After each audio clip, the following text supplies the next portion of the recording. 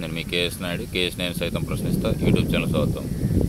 Kadapa MP YS Avinash Reddy Kadapa జిల్లాలో ఉన్నటువంటి రోడ్ల విషయంలో కేంద్ర ప్రభుత్వానికి ఒక నివేదిక ఒక రెఫరెండం ఇచ్చినాడు. అది ఏంటంటే కడప జిల్లా పరిధిలో ఉన్నటువంటి ముద్దునూరు నుంచి రేణిగుంట వరకు అస్తవ్యస్తంగా ఉన్న జాతీయ రహదారి రోడ్లను వేగవంతంగా పూర్తి చేయాలి, దానికి సంబంధించినటువంటి చర్యలు తీసుకోవాలనే ఉద్దేశంతో కడప ఎంపీ వైఎస్ అవినాష్ రెడ్డి పేర్కొన్నారు.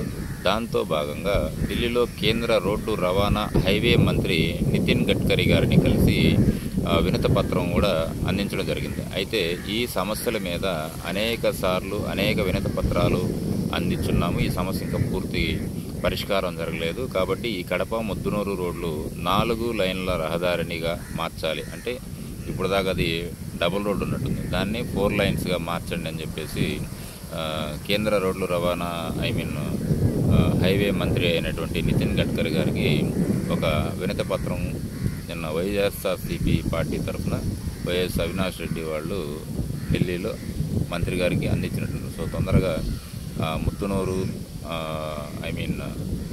ఎక్కడది రేణిగుంట ముద్దునూరు సంబంధించినటువంటి డబల్ లైన్ కాస్త 4 లైన్గా తొందరగా రూపకల్పనకి రావాలని ఆశిద్దాం. దీంతో కడప ప్రాంతంలో ఉన్నటువంటి ప్రజలకు కూడా రవాణా సౌకర్యం సులభతరం అయ్యేటటువంటి పరిస్థితి ఉంటుంది. Thank you.